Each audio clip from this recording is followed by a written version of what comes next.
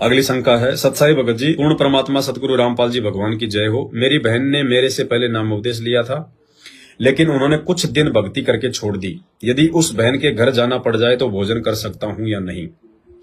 देखिए भगत जी, पहले आपकी बहन ने नाम उपदेश लिया, नाम उपदेश के बाद में बहन ने भक्ति छोड़ दी, और अब आप कह रहे हो कि अगर मुझे उस बहन के घर पर जाना पड़ जाए तो मैं बहन के घर पर जा सकता हूं या नहीं? भगत जी, हमें परमात्मा ने अधम सुल्तान का एक सत्संग सुनाया जिसमें राबिया की भी कहानी है। तो राबिया को परमपिता परमेश्वर सतगुरु रामपाल जी भगवान ने नाम उपदेश दिया था एक जिंदा महात्मा का रूप बनाकर, और राबिया ने नाम उपदेश ले लिया था। 5 मंत्र दिए परमात्मा ने, और उसने ब्रह्मचार्य का पालन करते हुए, यानी शादी के बाद भी उसने अपने पति से कह दिया था कि मैं आपसे शारीरिक संबंध नहीं बनाऊंगी। तो उसके पति ने भी उसको आज्ञा दे दी कि कोई बात नहीं, मैं दूसरी शादी कर लूंगा। उसने खूब भक्ति करी, लेकिन थोड़े दिन बाद में मुसलमान धर्म के लोगों के बहकावे में आकर उसने परमात्मा वाली भक्ति छोड़ दी, और वो ही मुसलमानों वाली साधना वापस करने लगी, मक्का मदीना वाली। 60-70 साल की जब हो गई वो, तो फिर वो हज करने के लिए मक्का जाने लगी। तो परमात्मा ने बताया कि वो पैदल गई थी, गर्मी का टाइम था, रास्ते में कुआं था, वहां पर एक कुतिया बहुत ज्यादा जो है वो प्यासी थी, उसके बच्चे भी जो है प्यास से वो तड़प रहे थे। भगत के अंदर एक दया भाव होता है। तो राबिया ने क्या किया, अपने बाल पाड़ पाड़ के उनकी रस्सी बना बना के और अपने जो कपड़े से बांध के और नीचे उस कुएं में डाल के और वापस निकाल के निचोड़ निचोड़ के उस कुतिया को जो है उसने पानी पिलाया। लहू लुहान हो गई वो बाल पाड़ने के कारण। उसके बाद जैसे वो नहा धो के अपने बाल वूल साफ करके जैसे ही वो जाने लगी मक्का के लिए, तो परमात्मा ने बताया कि वहां पे मक्का आकर खड़ा हो गया, और लोग उधर से जो है वो चर्चा करने लगे कि मक्का कहां गया, मक्का कहां गया, मक्का कहां गया। तो गुरुदेव भगवान ने बताया कि वहां पर अधम सुल्तान की जो आत्मा थी वो भी वहीं पे जो है मक्का गई हुई थी। मुसलमानों को वो समझाया करता था कि हो सकता है कि किसी मुसलमान के ज्ञान समझ में आ जाए।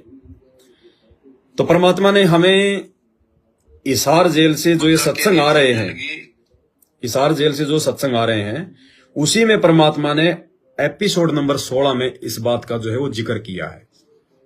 तो सुल्तान अधम ने फिर क्या कहा जब राबिया के लिए, जो राबिया पहले परमपिता परमेश्वर सतगुरु रामपाल जी भगवान की वो शरण में थी, उस राबिया ने जब वो साधना छोड़ दी परमात्मा वाली और वो ही मुसलमान धर्म की साधना करने लग गई, और मक्का भी उसके लिए आ गया उठकर, और मक्का के लोग जो है चर्चा करने लगे मक्का कहां गया, मक्का कहां गया। तो उस समय सुल्तान अधम ने क्या कहा वहां पर, वो आप जी सुन लीजिए।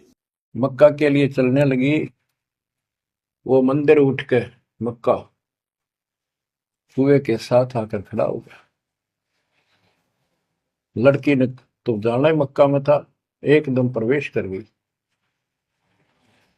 उधर इब्राहिम सुल्तान अदम की पहले बॉडी में वो आत्मा गई हुई थी, क्योंकि परमात्मा उनको भी प्रेरित करते हुए आ रहे थे। जो इब्राहिम सुल्तान अदम बाद में सम्मान बना,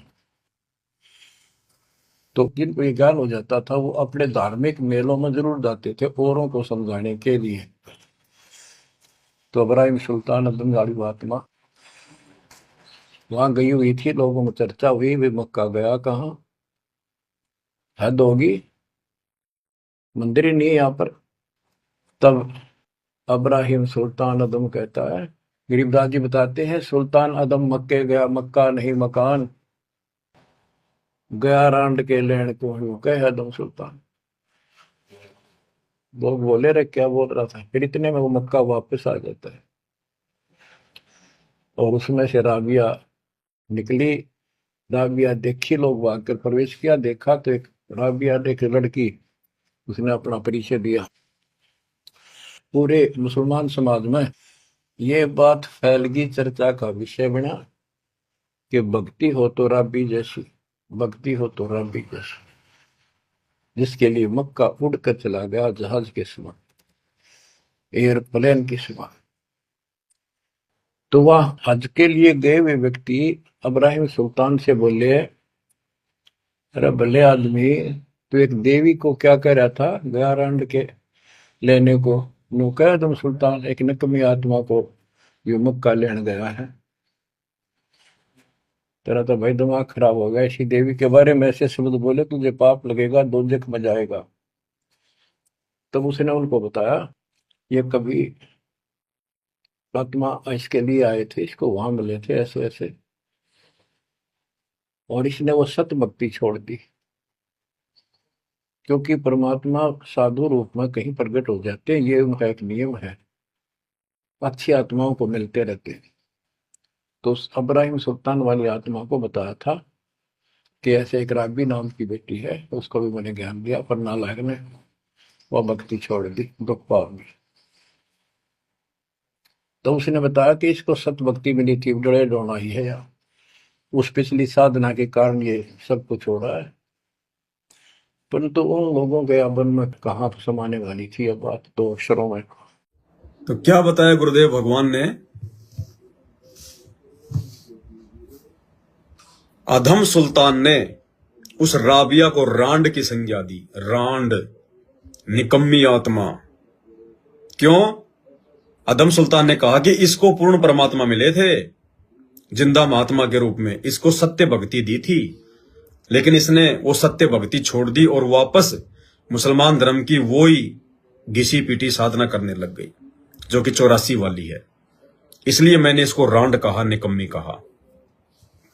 भगत जी, इसी प्रकार आज हम भी वही भक्ति कर रहे हैं। आपकी बहन को भी वही भगवान मिला है आज संत रामपाल जी के रूप में जो राबिया को मिला था। आपकी बहन को भी वही मंत्र मिले हैं जो राबिया को मिले थे, बल्कि राबिया से भी उत्तम मंत्र मिला है। उस समय तो परमात्मा केवल बीच बीच के 5 मंत्र दिया करते थे, आज तो आपकी बहन को परमात्मा ने 7 मंत्र दिए, पूरा कंप्लीट कोर्स। और उसके बाद यदि आपकी बहन ने भक्ति साधना छोड़ दी तो भाई परमात्मा के सत्संग के आधार से भगत जी वो रांड की श्रेणी में है, वो निकम्मी औरत की श्रेणी में है वो बहन।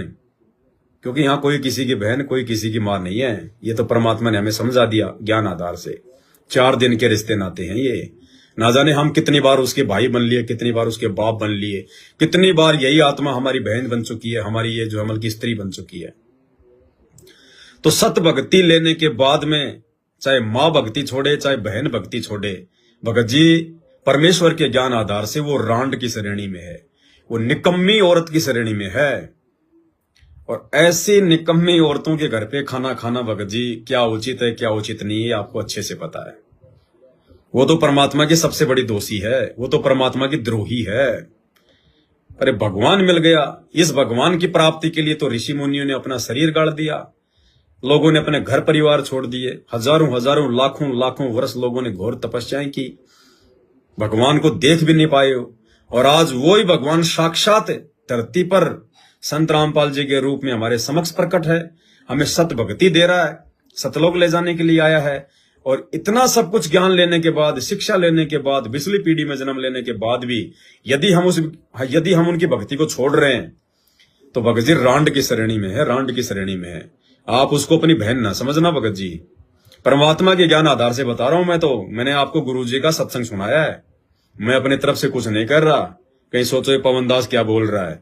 परमात्मा ने बताया कि जो औरत सच्चे गुरु से, तत्वदर्शी संत से उपदेश लेने के बाद भक्ति छोड़ देती है, वो रांड है, रांड, निकम्मी औरत है वो।